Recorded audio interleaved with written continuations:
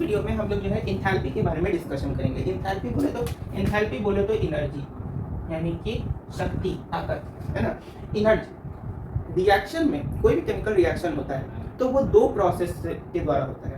या तो उसमें एनर्जी जो है एब्जॉर्ब होता है या एनर्जी रिलीज होता है कोई भी केमिकल रिएक्शन पे। तो वो एनर्जी रिलीज और एनर्जी एब्जॉर्ब जो है दो प्रोसेस के थ्रू होता है। वो दो प्रोसेस है एक्सोथर्मिक और एंडोथर्मिक। एक होता है एक्सोथर्मिक और एक होता है मेरा एंडोथर्मिक। एक्सोथर्मिक प्रोसेस क्या होता है? एक्सोथर्मिक प्रोसेस बचपन से पढ़ते आ रहे हैं, ऐसा प्रोसेस जिसमें हीट एनर्जी क्या हो, इवॉल्व आउट हो, यानी हीट एनर्जी धीरे धीरे शरीर से क्या होते जाए, निकलते जाए। जैसे कि रेस्पिरेशन, याद करो रेस्पिरेशन में ऑक्सीजन होता है प्लस ग्लूकोज मॉलिक्यूल। हम लोग जो ऑक्सीजन जो सांस लेते हैं, ऑक्सीजन लेते हैं, वो क्या होता है, ग्लूकोज में मिक्सड आउट होता है। जो ग्लूकोज है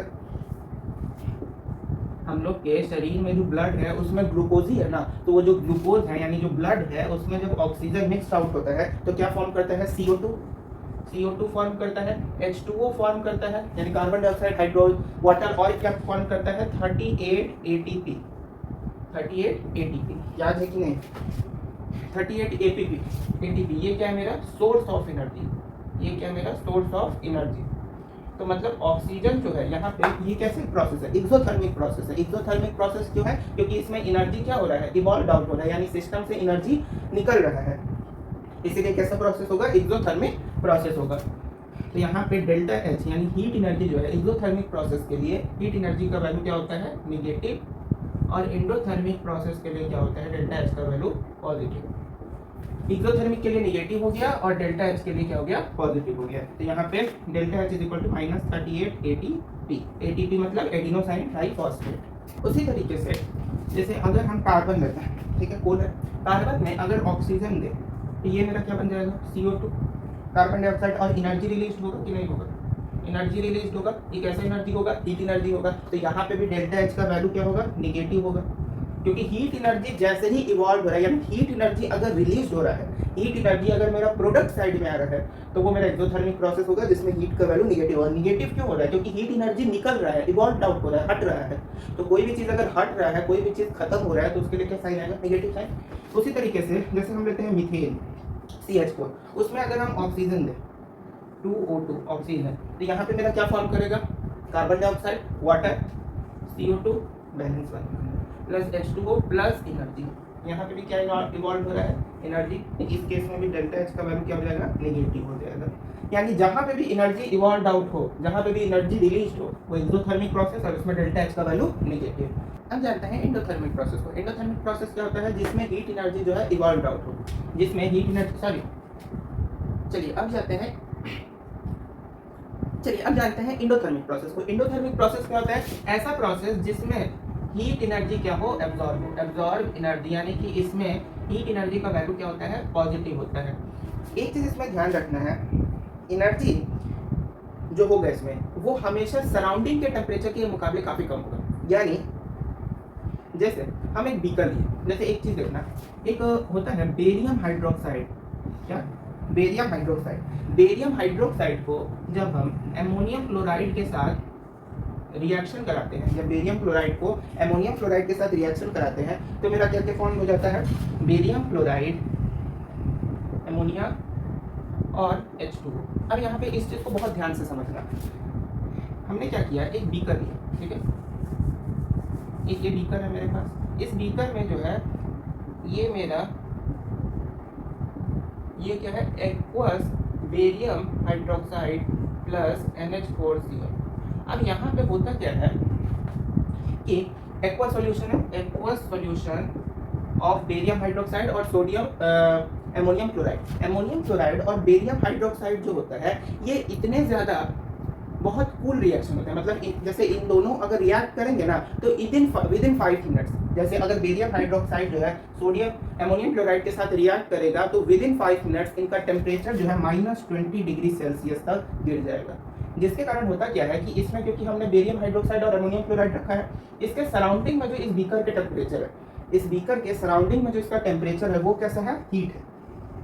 इसके सराउंडिंग में कैसा टेम्परेचर है, हीट है। लेकिन इस ट्यूब का जिसमें ये रखा हुआ है, ये जो बीकर है जिस सिस्टम में ये मेरा बेरियम हाइड्रोक्साइड और एमोनियम क्लोराइड रखा है वो क्या है, बहुत ज़्यादा कूल हो जाएगा। The system is very cool. अब यहाँ पे सिस्टम कूल हो गया, देखो बाहर में हीट है, जैसे इसके सिस्टम के ये जो सिस्टम है, इस सिस्टम के सराउंडिंग में यहाँ पे क्या है, हीट एनर्जी है, लेकिन इस सिस्टम के अंदर जो है एकदम जो है ठंडा है, इसके अंदर क्या है, एकदम ठंडा है, बाहर में एकदम हीट एनर्जी है, लेकिन सिस्टम क्या है, पूरी तरीके से कूल डाउन है। तो यहाँ पे भी हीट एनर्जी एब्जॉर्ब हो रहा है, हीट एनर्जी एब्जॉर्ब हो रहा है, यानी कि एंडोथर्मिक प्रोसेस। तो ये एक परफेक्ट एग्जांपल है, सॉरी ये एक परफेक्ट एग्जांपल है आपका एंडोथर्मिक प्रोसेस का, जिसमें डेल्टा एच का वैल्यू क्या हो रहा है, पॉजिटिव हो रहा है। उसी तरीके से फोटोसिंथेसिस वाला प्रोसेस, वाटर, ठीक, वाटर हो गया, कार्बन डाइऑक्साइड हो गया, वाटर और कार्बन डाइऑक्साइड को जब सनलाइट के प्रेजेंस में, अब यहाँ पे जो एनर्जी होता है, ये जो एनर्जी हो सकता है, ये कोई भी हो सकता है, चाहे इलेक्ट्रिक एनर्जी हो, सनलाइट हो, हीट एनर्जी हो, कोई भी एनर्जी हो सकता है। तो यहाँ पे भी देखो, जब वाटर और कार्बन डाइऑक्साइड दोनों सनलाइट के प्रेजेंस में, और क्लोरोफिल भी होता है, तो क्लोरोफिल और सनलाइट के प्रेजेंस में जब रिएक्ट करते हैं तो क्या फॉर्मेशन होता है, C6H12O6, ग्लूकोज का और ऑक्सीजन का, ग्लूकोज का और ऑक्सीजन का। तो यहाँ पे भी देखो सनलाइट क्या हो रहा है, रिएक्टेंट्स के द्वारा, यहाँ पे सनलाइट रिएक्टेंट्स के द्वारा एब्जॉर्ब किया जा रहा है, तो इस केस में भी डेल्टा एच का वैल्यू क्या होगा, पॉजिटिव होगा। तो ये सारे मेरे इंडोथर्मिक रिएक्शंस के एग्जांपल्स हो गए कि इंडोथर्मिक रिएक्शन क्या होता है और उसमें पॉजिटिव वैल्यू क्या होती है। पॉजिटिव वैल्यू इसलिए होती है क्योंकि उसका कंज्यूम किया जा रहा है, एनर्जी जो है रिएक्शन में कंज्यूम किया जा रहा है, जिसके कारण उसमें एनर्जी का वैल्यू क्या होता है, पॉजिटिव होता है। यहाँ पे इंथैल्पी ऑफ एटोमाइजेशन को समझते हैं। इंथैल्पी ऑफ एटोमाइजेशन कितने लोग को याद है? इंथैल्पी ऑफ एटोमाइजेशन में हम लोग पढ़े थे कि मॉलिक्यूल्स जो होते हैं वो या तो सिंपलर गैसियस है ना, स्टेट में हमने बोला था कि गैसियस मॉलिक्यूल्स में ही सिंपलर ब्रेकडाउन होता है, लेकिन ऐसा बात है नहीं एक्चुअली में। जो मॉलिक्यूल्स हैं उनको जब हम एनर्जी प्रोवाइड करते हैं, इनको क्या प्रोवाइड करते हैं, एनर्जी प्रोवाइड करते हैं, चाहे हीट एनर्जी हो या इलेक्ट्रिक करंट के फॉर्म में एनर्जी हो या सनलाइट हो या कैसे भी, जो हम मॉलिक्यूल्स को एनर्जी प्रोवाइड करते हैं तो ये क्या होता है, सिंपलर ब्रेकडाउन हो जाते हैं, यानी सिंपल छोटे छोटे मॉलिक्यूल्स में ब्रेकडाउन हो जाते हैं हीट एनर्जी को गेन करके, ब्रेक इनटू सिंपल मॉलिक्यूल्स, चाहे वो गैस हो, सॉलिड हो, कैसा भी स्टेट हो, जरूरत नहीं है, जैसे ज्यादातर केस में गैस में होता है, लेकिन कभी कभार सॉलिड, लिक्विड, समझ में बता रही है, तो ब्रेक इनटू सिंपल मॉलिक्यूल। अब जैसे एग्जांपल देखते हैं, हाइड्रोजन।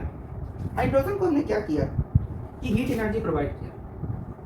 हाइड्रोजन जो है 435 किलो जूल पर मोल के अकॉर्डिंगली जो है हाइड्रोजन एटम में ब्रेक डाउन होता है, यानी कि 1 मोल, 1 मॉलिक्यूल ऑफ हाइड्रोजन को जब हम इतना एनर्जी प्रोवाइड करेंगे तब जो है वो हाइड्रोजन एटम्स में ब्रेक डाउन होगा। समझ बात है? वहीं अगर 2 मोल हो तो एनर्जी भी 2 टाइम्स हो जाएगा, किलो जूल पर मोल, यानी कि एक मॉलिक्यूल को तोड़ने में इतना एनर्जी का कंजम्पशन हो रहा है। कितने मॉलिक्यूल को? एक मॉलिक्यूल को तोड़ने में 435 किलो जूल पर मोल। पर मोल मतलब क्या हुआ? किलो जूल पर मोल। पर मोल मतलब हुआ किलो जूल पर एटम, यानी पर एटम पे कितना एनर्जी दिया जा रहा है उस मॉलिक्यूल को ब्रेक डाउन करने के लिए। तो जैसे यहाँ 1 मोल था तो 1 मोल ऑफ हाइड्रोजन को ब्रेक डाउन करने के लिए इतना एनर्जी दिया गया, तो 2 मोल ऑफ हाइड्रोजन को ब्रेक डाउन करने के लिए 2 × 435 किलो जूल पर मोल एनर्जी देना होगा, तब जाके ये 2 हाइड्रोजन एटम में टूटेगा, यानी 4H में 4 हाइड्रोजन एटम में टूटेगा ना, H + H + H + H। समझ में बता रही है? ठीक, कितना हो जाएगा? 470 किलो जूल पर मोल। तो यहाँ पे इन दोनों प्रोसेस में इन दोनों प्रोसेस में डेल्टा एच का वैल्यू क्या हो जाएगा? इस प्रोसेस में डेल्टा एच का वैल्यू हो जाएगा पॉजिटिव, क्योंकि यहाँ पे एनर्जी एब्जॉर्ब किया जा रहा है, तो positive 435 kilo joule per mole. और वहीं इस प्रोसेस में क्या हो जाएगा? डेल्टा एच का वैल्यू हो जाएगा पॉजिटिव 470 किलो जूल पर मोल। समझ में आता है? अब यहाँ पे हमने एक टर्म बताया कि ब्रेक इनटू सिंपल मॉलिक्यूल्स, लेकिन केवल गैसियस में होता है ऐसा जरूरी नहीं है। सॉलिड से गैस में भी मेरा सोडियम जो होता है, जैसे Na, सोडियम है, सॉलिड स्टेट में है। सोडियम अभी किस में है? सॉलिड स्टेट में। जैसे ही हम इसको एनर्जी प्रोवाइड करेंगे 108.4 किलो जूल पर मोल एनर्जी जैसे ही इसको प्रोवाइड किए, ये सोडियम क्या होगा? गैसियस स्टेट में ब्रेक डाउन कर जाएगा। यानी सोडियम पहले किस में था? सॉलिड में। इतना एनर्जी प्रोवाइड किया, किस में कन्वर्ट हो गया? गैस में। कैसे हो गया? अब देखो, अब यहाँ पे ध्यान से समझो। जैसे ये मेरा सोडियम का एक एटम है, एक सोडियम का एटम है, यहाँ बीच में न्यूक्लियस है, पहले में 2 इलेक्ट्रॉन, दूसरे में 8, 1 2 3 4 5 6 7 8 इलेक्ट्रॉन, और बाहर वाले में 1 इलेक्ट्रॉन। ठीक है। अब होगा क्या कि जैसे ही हम इस सोडियम के एटम को एनर्जी प्रोवाइड करें, क्या किए? एनर्जी प्रोवाइड किए, कितना? 108.4 किलो जूल पर मोल एनर्जी। पर मोल मतलब पर एटम, यानी एक एटम को हम कितना एनर्जी प्रोवाइड कर रहे हैं? 0.4 किलो जूल पर मोल, यानी पर एटम जो है, एक एटम को हम इतना एनर्जी प्रोवाइड कर रहे हैं, तो उस केस में क्या होगा कि इसके वैलेंस शेल में यानी लास्ट शेल में जो एक इलेक्ट्रॉन है ये क्या कर जाएगा, लूज कर जाएगा। और जैसे ही एक इलेक्ट्रॉन लूज कर रहा है तो सोडियम पे एक प्लस साइन आएगा, यानी कि एक इलेक्ट्रॉन लूज किया, तो एक इलेक्ट्रॉन लूज किया तो ये किसका कन्फिग्रेशन लेगा, नियॉन, यानी कि इनर्ट गैस का। इनर्ट गैस नियॉन का कन्फिग्रेशन लेगा कि नहीं लेगा, तो उस केस में सोडियम जो है वो किस में कन्वर्ट हो जाएगा, गैस में, जब 108.4 किलो जूल पर मोल एनर्जी देंगे। अब जानते हैं एंथैल्पी ऑफ आयोनाइजेशन को। आयोनाइजेशन एंथैल्पी मतलब क्या होता है, कोई भी आयनिक कंपाउंड होता है 1 मोल में, कोई भी 1 मोल ऑफ आयनिक कंपाउंड जो होता है जब ब्रेक डाउन करता है अपने आयंस में, जब भी 1 mole of ionic compound break down करता है आयंस में, तो उसमें जो एनर्जी कंज्यूम होता है उसको बोलते हैं एंथैल्पी ऑफ आयोनाइजेशन। जैसे हम एग्जांपल लेते हैं 2 का।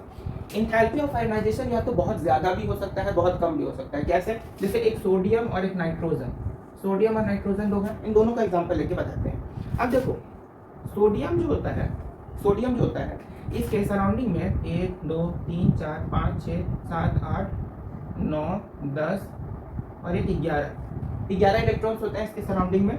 अगर हम ऐसे लिखें 1 2 3 4 5 6 7 8 9 10 11, सोडियम के सराउंडिंग में कितने इलेक्ट्रॉन्स होते हैं, 11, क्योंकि उसके वैलेंस शेल में एक ही इलेक्ट्रॉन होता है। अगर इसको हम हीट एनर्जी प्रोवाइड करते हैं, क्या प्रोवाइड करते हैं, heat energy in the form of electric current, ठीक है।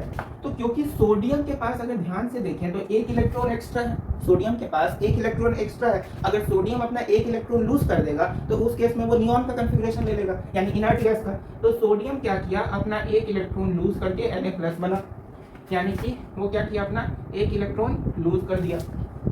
सोडियम जैसे ही अपना एक इलेक्ट्रॉन लूज किया, क्योंकि इसमें पहले से पोटेंशियल था। अब जैसे कोई चीज़ है, ठीक है, वो जैसे ऐसे हम लोग समझते हैं ना कि भाई अगर कोई सर्कुलर चीज़ है, ठीक है, इसको हमको धक्का देना है, कोई सर्कुलर चीज़ है, एक फ्लैट टेबल है और एक कोई गोल सी वस्तु है जिसको कि हमको धक्का देना है, तो उसमें कम एनर्जी देना होगा, वो अपने आप जो है रोल होते हुए चल जाएगा।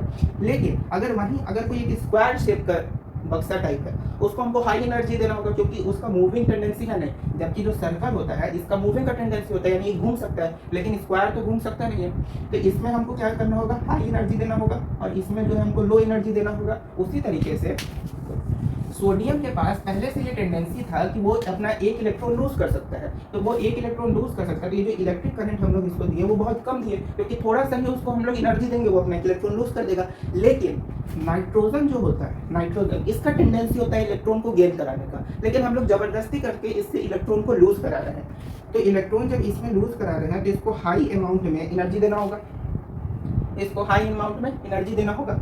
तो नाइट्रोजन को हाई अमाउंट में जब एनर्जी देंगे इलेक्ट्रिक करंट का, तो वो क्या होगा, अपने में से एक को लूज करेगा। नाइट्रोजन जो है उसके पास टोटल 1 2 3 4 5 6 7 होता है।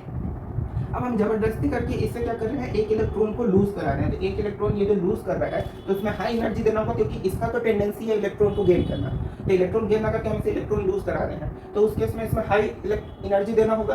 तो यही जो एनर्जी होता है, इस एनर्जी को हम लोग जो है एंथैल्पी ऑफ आयोनाइजेशन बोलते हैं। चाहे कम एनर्जी कब देंगे, कम एनर्जी यानी एंथैल्पी ऑफ आयोनाइजेशन लो कब होगा, वैसे एलिमेंट्स के लिए जिनका टेंडेंसी होता है इलेक्ट्रॉन को लूज करना। जिन एलिमेंट्स का टेंडेंसी होता है इलेक्ट्रॉन को लूज करना, उसमें एंथैल्पी ऑफ आयोनाइजेशन क्या होगा, लो होगा। और जिन एलिमेंट्स का टेंडेंसी होता है इलेक्ट्रॉन को गेन करना, उनके लिए एंथैल्पी ऑफ आयोनाइजेशन का वैल्यू क्या होगा, हाई होगा।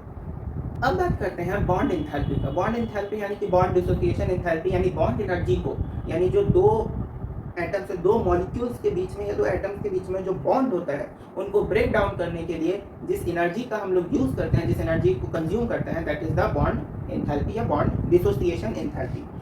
अब जैसे हम लेते हैं HCl, हाइड्रोक्लोरिक एसिड। अब हाइड्रोक्लोरिक एसिड में होता क्या है, ध्यान से देखो। हाइड्रोक्लोरिक एसिड को हमने इलेक्ट्रिक करंट दिया, तो ये क्या होगा, H+ और Cl- में ब्रेक डाउन हो जाएगा, H+ और Cl- में।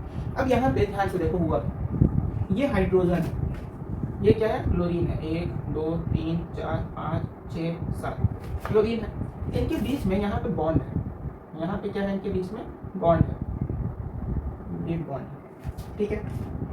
हमने क्या किया, इसको एनर्जी दिया, इलेक्ट्रिक करंट के फॉर्म में क्या किया, एनर्जी दिया। तो ये बॉन्ड जो है ये अपना एक इलेक्ट्रॉन लूज कर देगा। जब इलेक्ट्रिकल ये जो हाइड्रोजन है इसको हमने क्या किया, इलेक्ट्रिक करंट प्रोवाइड किया, तो उस केस में इसका भी टेंडेंसी होता है इलेक्ट्रॉन लूज कर देना, क्योंकि इलेक्ट्रॉन अगर ये लूज कर देगा तो उस केस में क्या हो जाएगा, इसके पास कोई इलेक्ट्रॉन नहीं होगा, जीरो है कि नहीं। तो यहाँ पे जब ये इलेक्ट्रॉन अपना लूज कर देगा तो वो यहाँ पे चला जाएगा इलेक्ट्रॉन, और उस केस में जब एनर्जी ये इलेक्ट्रॉन अपना लूज कर दिया तो फिर बॉन्ड जो होता है, ये जो बॉन्ड है ये दो इलेक्ट्रॉन्स के बीच में ही ना फॉर्म होता है, तो जब एक इलेक्ट्रॉन गायब हो गया तो ये बॉन्ड क्या हो जाएगा, ब्रेक डाउन हो जाएगा, बॉन्ड क्या हो जाएगा, ब्रेक डाउन हो जाएगा। और जैसे ही ये बॉन्ड मेरा ब्रेक डाउन हुआ तो इस केस में ये जो हाइड्रोजन है ये H प्लस हो जाएगा, और ये जो क्लोरीन है ये Cl माइनस हो जाएगा, क्योंकि हाइड्रोजन जो है वो अपना एक इलेक्ट्रॉन लूज किया, क्लोरीन अपना एक इलेक्ट्रॉन गेन किया। तो इस केस में ये जो एनर्जी प्रोवाइड की है इसको हम लोग बोलते हैं bond dissociation energy, dissociation enthalpy, enthalpy यानी कि एनर्जी, बॉन्ड डिसोसिएशन एंथैल्पी या सिंपली बॉन्ड एंथैल्पी भी बोल सकते हैं। लेकिन अब यहाँ पे एक और है, अब हाइड्रोजन देखते हैं। हमने अभी बताया कि जो हाइड्रोजन मॉलिक्यूल होता है जब उसको हम लोग हीट एनर्जी प्रोवाइड करते हैं एट 435 किलो जूल पर मोल, यह हीट एनर्जी प्रोवाइड करते हैं हाइड्रोजन को। तो जब 435 किलो जूल पर एनर्जी इस हाइड्रोजन मॉलिक्यूल को प्रोवाइड किए तो ये अपने गैसियस एटम के फॉर्म में क्या हुआ, ब्रेक डाउन हुआ। तो यहाँ पे जो दो हाइड्रोजन एटम था, दो हाइड्रोजन मॉलिक्यूल्स था, इनके बीच में भी तो बॉन्ड है, इनके बीच में भी क्या है, दो एटम्स है, दोनों एटम्स के बीच में बॉन्ड है, इसी से मिलके जो है एक H2 मॉलिक्यूल मेरा ये बना हुआ है। तो जब हम 435 किलो जूल पर मोल एक एटम को, यानी एक एटम को जब इतना एनर्जी प्रोवाइड कर रहे हैं, एक एटम को 435 किलो जूल पर मोल एनर्जी प्रोवाइड कर रहे हैं, तो उस केस में अगेन ये इलेक्ट्रॉन अपना लूज करेगा, इलेक्ट्रॉन लूज करेगा यानी कि बॉन्ड क्या होगा मेरा इस केस में, डिसोसिएट करेगा। तो इसका बॉन्ड डिसोसिएशन एंथैल्पी कितना हो जाएगा, 435 किलो जूल पर मोल, यानी कि इसको हम लोग ऐसे बोल सकते हैं कि bond dissociation enthalpy of 1 mole of hydrogen molecule, bond dissociation enthalpy of 1 mole of hydrogen molecule is 435 kilo joule per mole. अब बहुत लोग को कंफ्यूजन है बॉन्ड एंथैल्पी और एटोमाइजेशन एंथैल्पी पे, भाई डिफरेंस क्या हुआ, जबकि दोनों में तो एटम ही में टूट रहा है, दोनों में जब कंपाउंड ब्रेक डाउन हो रहा है, चाहे बॉन्ड के तरीके से हो या एनर्जी देके हो, दोनों में कंपाउंड का ब्रेक डाउन हो रहा है, तो दोनों में डिफरेंस क्या है, डिफरेंस बताते हैं। हम डिफरेंस जो है दो को लेते हैं, एक लेते हैं ऑक्सीजन, एक लेते हैं क्लोरीन, ठीक है। अब क्लोरीन को पहले वो क्या है, गैसियस स्टेट में, क्लोरीन क्या है, पहले गैसियस स्टेट में है। जब क्लोरीन को 242 किलो जूल पर मोल एनर्जी दिया गया, क्लोरीन को कितना दिए हम लोग, 242 किलो जूल पर मोल, इतना एनर्जी इसको प्रोवाइड किए, तो क्लोरीन क्या हुआ, अपने एटम्स में ब्रेक डाउन किया। ये क्या है, क्लोरीन के एटम्स है। वहीं अगर 2 मोल ऑफ क्लोरीन हो तो 242 इंटू 2 हो जाएगा, जितना मोल होगा उतना मल्टीप्लाई होगा। जैसे 3 मोल ऑफ क्लोरीन है तो 3 इंटू इतना, ये एनर्जी जो है एक क्लोरीन को ब्रेक डाउन करने के लिए है, तो 2 क्लोरीन को ब्रेक डाउन करने के लिए इसको मल्टीप्लाई बाई 2 कर देंगे, वो खैर अलग चीज़ है, यहाँ देखते हैं। अब ये जो चीज़ हुआ, ये जो चीज़ हुआ, इसको हम लोग बोलेंगे एटोमाइजेशन, इसको क्या बोलेंगे, एटोमाइजेशन एंथैल्पी, ये एटोमाइजेशन एंथैल्पी हुआ। अच्छा, दूसरी तरफ है क्लोरीन, क्लोरीन इसको भी हमने 242 किलो जूल पर मोल एनर्जी दिया, हीट देके कितना एनर्जी दिया, 242 किलो जूल पर मोल एनर्जी दिया। अच्छी बात है। तो ये भी जो है क्लोरीन के एटम्स में ही ब्रेक डाउन हुआ, क्लोरीन के एटम्स में ही ब्रेक डाउन हुआ, तो इसको हम लोग बोलेंगे बॉन्ड एंथैल्पी, ये बॉन्ड डिसोसिएशन एंथैल्पी, और ये हो जाएगा एटोमाइजेशन एंथैल्पी। अब भाई दोनों में डिफरेंस क्या है, दोनों तो सेम चीज दिख रहा है भाई, यहाँ पे जो है एनर्जी देके तोड़ रहा है और यहाँ पे बॉन्ड ब्रेक डाउन हो रहा है, यहाँ पे क्या ब्रेक डाउन हो रहा है, बॉन्ड ब्रेक डाउन हो रहा है, और यहाँ पे एनर्जी से डायरेक्ट टूट रहा है। तो डिफरेंस क्या है दोनों में, डिफरेंस ये है कि एटोमाइजेशन एंथैल्पी जो है केवल मॉलिक्यूल्स को एटम्स में कन्वर्ट करता है, लेकिन बॉन्ड एंथैल्पी जो है मॉलिक्यूल्स के जो बॉन्ड होते हैं उनको ब्रेक डाउन करके उनको गैसियस एटम में कन्वर्ट करता है। दिस इज द डिफरेंस, समझ में बात आई। बॉन्ड एंथैल्पी क्या करता है, बॉन्ड को ब्रेक डाउन करके गैसियस एटम में, यानी ये जो क्लोरीन के एटम्स है ये किस फॉर्म में, गैसियस एटम्स के फॉर्म में, लेकिन जो मेरा एटोमाइजेशन एंथैल्पी है वो केवल जो है एटम में कन्वर्ट करता है, किस में कन्वर्ट करता है, केवल एटम्स में, और बॉन्ड एंथैल्पी जो है गैसियस एटम में कन्वर्ट करता है। इतना बात समझ में आया। तो यहाँ पे इसको हम लोग कैसे लिख सकते हैं, atomisation enthalpy of 1 mole of chlorine is 242 kilo joule per mole और bond enthalpy of 1 mole of chlorine is equal to 242 kilo joule per mole. उसी तरीके से ऑक्सीजन में भी देखेंगे। ऑक्सीजन में क्या होता है, जैसे ये मेरा O2 गैसियस स्टेट में है, इसको हमने क्या किया, O2 में 428 किलो जूल पर मोल एनर्जी देते हैं। तो ये जो है मेरा ऑक्सीजन एटम्स में ब्रेक डाउन हो गया, केवल किसमें ब्रेक डाउन हुआ, एटम्स में। तो ये मेरा क्या हो जाएगा, एटोमाइजेशन एंथैल्पी। और वहीं ऑक्सीजन में जब 428 किलो जूल पर मोल एनर्जी दिए हीट के फॉर्म में, तो इसमें क्या होगा, ये बॉन्ड क्या करेगा, ब्रेक डाउन करेगा। और उस केस में ये ऑक्सीजन जो होंगे ये मेरा गैसियस एटम में कन्वर्ट होगा। ये किस में कन्वर्ट हो जाएगा, गैसियस एटम में। तो ये मेरा क्या हो जाएगा, ये मेरा हो जाएगा बॉन्ड एंथैल्पी। तो एटोमाइजेशन एंथैल्पी से केवल एटम्स में कन्वर्ट होगा, केवल किस में कन्वर्ट होगा, केवल एटम्स में। और बॉन्ड एंथैल्पी से मेरा किस में कन्वर्ट होगा, केवल गैसियस एटम में। बॉन्ड एंथैल्पी से गैसियस एटम में कन्वर्ट होगा और एटोमाइजेशन एंथैल्पी से केवल एटम्स में कन्वर्ट होगा। चलिए अब हम लोग जो है पॉलीएटॉमिक मॉलिक्यूल्स को देखते हैं। पॉलीएटॉमिक मॉलिक्यूल्स क्या होते हैं, जिनमें एक से ज़्यादा एटम हो, जैसे कि मीथेन।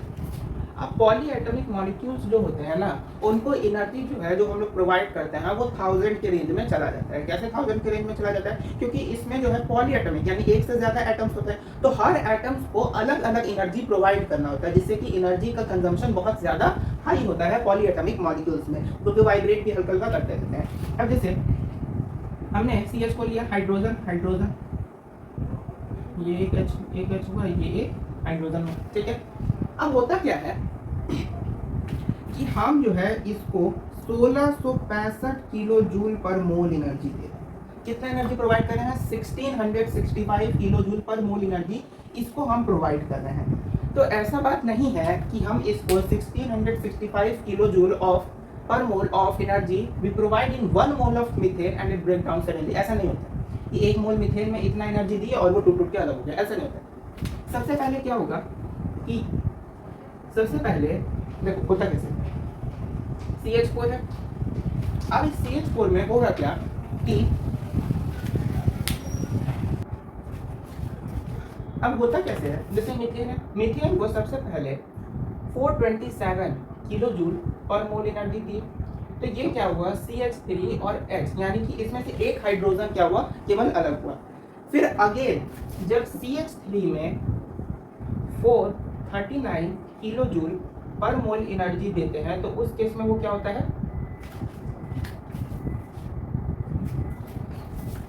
तो उस केस में वो CH2 और हाइड्रोजन में ब्रेक डाउन करता है।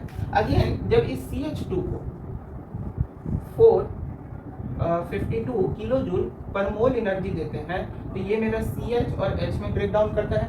फिर इस CH को जब हम 347 किलो जूल पर मोल एनर्जी देते हैं, तो ये मेरा C प्लस H में ब्रेक डाउन करता है, ठीक है।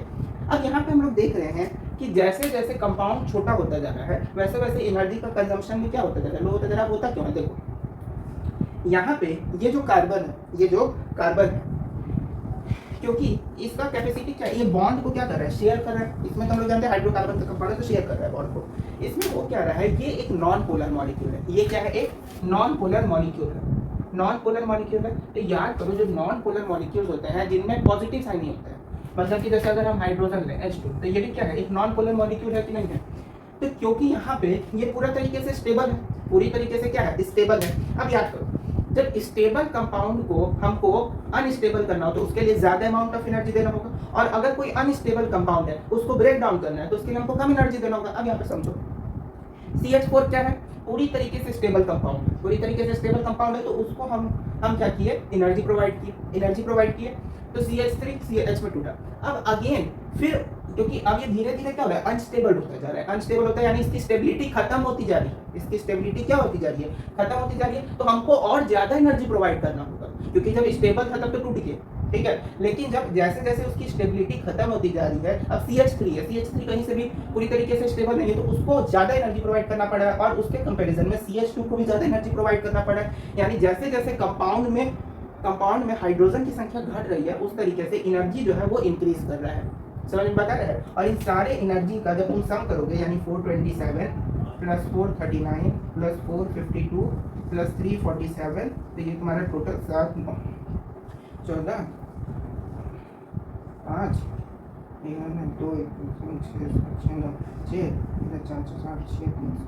1665 जितना एनर्जी हम प्रोवाइड किए थे उतना ही एनर्जी जो है हर स्टेप में, देखो step by step, step 1 step 2 step 3 और स्टेप 4, हर स्टेप में एनर्जी का कंजम्पशन बढ़ता जा रहा है जैसे जैसे हाइड्रोजन की संख्या घटती जा रही है। और इन सारे एनर्जीज को जब सम करेंगे तो कितना किलो जूल पर मोल आ जाएगा, जितना अमाउंट ऑफ एनर्जी हम लोग प्रोवाइड किए थे। तो this is the concept of poly atomic molecule. चलिए अब हम लोग जानते हैं लैटिस एंथैल्पी को। लैटिस एंथैल्पी क्या होता है, कोई भी आयनिक कंपाउंड, उस आयनिक कंपाउंड को हम लोग एनर्जी प्रोवाइड किए, जैसे कि एग्जांपल में सोडियम को लेते हैं, सोडियम क्लोराइड है। अब सोडियम क्लोराइड क्या है, एक आयनिक कंपाउंड है। तो जब सोडियम क्लोराइड, कोई भी आयनिक कंपाउंड को हम लोग एनर्जी प्रोवाइड करते हैं और वो अपना सोडियम और क्लोरीन इस दो यानी अपने अपोजिट आयंस के फॉर्म में जब ब्रेक डाउन हो जाता है तो इस तरह के कंपाउंड में जो एनर्जी खर्च होता है उसको हम लोग लैटिस एनर्जी बोलते हैं। इसी को क्या बोलते हैं, लैटिस एनर्जी या लैटिस एंथैल्पी। यानी energy required given to the ionic compound to dissociate into its opposite ions। कोई भी आयनिक कंपाउंड अपने अपोजिट आयंस में जो डिसोसिएट करता है उसमें जो एनर्जी खर्च होता है उसी को क्या बोलते हैं, लैटिस एनर्जी या लैटिस एंथैल्पी। सर ने बताया। अब जैसे ये सोडियम है, ठीक है, सोडियम है और ये क्लोरीन है। अब सोडियम और क्लोरीन जो होता है ना, ये दोनों आपस में जुड़ता है क्योंकि इन दोनों के बीच में क्या है, स्ट्रॉन्ग फोर्स ऑफ अट्रैक्शन होता है। और ये जो सोडियम और क्लोराइड टूटता है ना, तो सोडियम से क्लोरीन, जैसे NaCl है, अब सोडियम में हमने हीट दिया 788 किलो जूल पर मोल एनर्जी जो है देते हैं, तब जाके सोडियम क्लोराइड जो है Na+ और Cl- में ब्रेक डाउन होता है। जब सोडियम क्लोराइड में 788 किलो जूल पर मोल एनर्जी प्रोवाइड करते हैं। समझ में बात है। अब जानते हैं बॉर्न हैबर साइकिल क्या होता है। लैटिस एनर्जी जो हम लोग अभी पढ़े उसी का एक ट्रांसफॉर्म, जैसे लैटिस एनर्जी जो होता है। अब हम लोग जानते हैं बॉर्न हैबर साइकिल क्या होता है। हम लोग ये जान गए कि कोई भी आयनिक कंपाउंड है उसको हम लोग एनर्जी दिए, वो अपने अपोजिट आयंस में क्या हुआ, डिसोसिएट किया, तो उसको हम लोग लैटिस एनर्जी बोले। लैटिस एनर्जी जो होता है वो हम लोग डायरेक्टली जो है एक्सपेरिमेंट के थ्रू नहीं फाइंड आउट कर सकते हैं, उसको इनडायरेक्टली एक मेथड के द्वारा, मतलब इनडायरेक्टली जो है एक मेथड के थ्रू फाइंड आउट किया जाता है और उसी मेथड को हम लोग बॉर्न हैबर साइकिल कहते हैं। अब कैसे होता है देखिए, जैसे सोडियम था सॉलिड स्टेट में, इसमें हमने क्या किया कि 1 मोल ऑफ क्लोरीन दिया, 1 मोल ऑफ क्लोरीन गैसियस का, और इसको जब हीट दिए तो ये किस में कन्वर्ट हो गया, सोडियम क्लोराइड में। लेकिन यहाँ से ये दोनों से ये चीज़ कैसे बना, वही चीज़ जो है हम लोग को बॉर्न हैबर साइकिल बताता है। तो सबसे पहले क्या होता है कि ये जो सोडियम है, अब एक चीज़ बताओ, कोई भी चीज़ अगर सॉलिड है, कोई भी चीज़ क्या है, सॉलिड है, सॉलिड से अगर किसी भी चीज़ को हमको गैस में कन्वर्ट करना है, कोई भी चीज़ सॉलिड है, सॉलिड से हमको उसको गैसियस स्टेट में कन्वर्ट करना है, तो उसमें कौन सा प्रोसेस होता है, सब्लिमेशन। जो कैम्फर होता है वो देखते हो ना, कैम्फर फिनाइल का जो बॉल होता है वो भी क्या होता है, सब्लिमेशन। वो पहले सॉलिड स्टेट में रहता है और उसके बाद सब्लिमेशन प्रोसेस के थ्रू इवापोरेट हो जाता है एटमॉस्फेयर में। तो उसी तरीके से यहाँ पे हमने क्या किया कि सब्लिमेशन प्रोसेस की। सब्लिमेशन जैसे ही परफॉर्म हुआ तो ये जो सोडियम जो कि सॉलिड स्टेट में था अब किस में आ गया, गैसियस स्टेट में। अब किस में आ गया, गैसियस स्टेट में। और सोडियम जब गैसियस स्टेट में आया तो फिर से इसमें हम लोग ने क्या किया कि आयोनाइजेशन एनर्जी दी। इसमें पहले सब्लिमेशन प्रोसेस हुआ, यहाँ पे सब्लिमेशन, यहाँ पे ऐसे लिख देते हैं, सब्लिमेशन हुआ, ठीक है। उसके बाद आयोनाइजेशन हुआ, ठीक है ना। उसके बाद सोडियम जैसे ही आयोनाइज हुआ तो यहाँ पे Na+ बना, यहाँ पे क्या बना, Na+। उसके बाद यहाँ पे क्या है, 1 मोल ऑफ क्लोरीन है। तो 1 मोल ऑफ क्लोरीन जो गैस है, इसको यहाँ पे क्योंकि क्लोरीन है तो यानी उनके बीच में बॉन्ड है, तो इस बॉन्ड को तोड़ने के लिए हम लोगों ने हाफ में, क्योंकि 1 मोल है यानी कि हमने बहुत थोड़ा सा क्या किया कि डिसोसिएशन एनर्जी प्रोवाइड की। तो ऑलमोस्ट इसमें हमने क्या किया, इसमें कि हाफ अमाउंट में डिसोसिएशन एनर्जी को प्रोवाइड किया। तो ये जो क्लोरीन गैस था ये क्लोरीन में कन्वर्ट हो जाएगा, इसमें कन्वर्ट हो गया क्लोरीन में। जो 1 मोल ऑफ क्लोरीन था उसमें से आधा हटा दिए, केवल कितना दिया, हाफ डिसोसिएशन एनर्जी, तो थोड़ा सा ही होगा क्लोरीन। अब ये जो क्लोरीन हुआ इसमें अगेन हमने क्या किया कि इस क्लोरीन में इलेक्ट्रॉन एफिनिटी, यानी ऐसे जैसे यहाँ पे क्लोरीन जो है एटम के फॉर्म में प्रेजेंट है, यानी न्यूट्रल में था, इसमें हम लोग ने इलेक्ट्रॉन दिया, जिस उसी प्रोसेस को इलेक्ट्रॉन एफिनिटी बोलते हैं, यानी providing of electrons to neutral body, है ना। तो यहाँ पे क्लोरीन है, इसमें इलेक्ट्रॉन एफिनिटी दी है, तो ये किस में आ जाएगा, Cl माइनस में। अब यहाँ से Na+ भी आ गया, Cl माइनस भी आ गया। अब इससे जो ये कंपाउंड बना, इसको हम लोग डिनोट कर देंगे किससे, L से, यानी लैटिस एंथैल्पी। तो ये मेरा बॉल हैम्बर साइकिल हुआ, जिसमें सोडियम Na+, क्लोरीन माइनस दोनों कंबाइन किया और NaCl का फॉर्मेशन किया, और दोनों अपोजिट आयंस है, दोनों कंबाइन किया, उसमें जो एनर्जी खर्च हुआ उस एनर्जी को बोल दिया लैटिस एंथैल्पी यानी लैटिस एनर्जी। समझ में बात है। तो बॉन्ड हैम्बर साइकिल और लैटिस एंथैल्पी ये दोनों एक दूसरे से कोरिलेटेड है।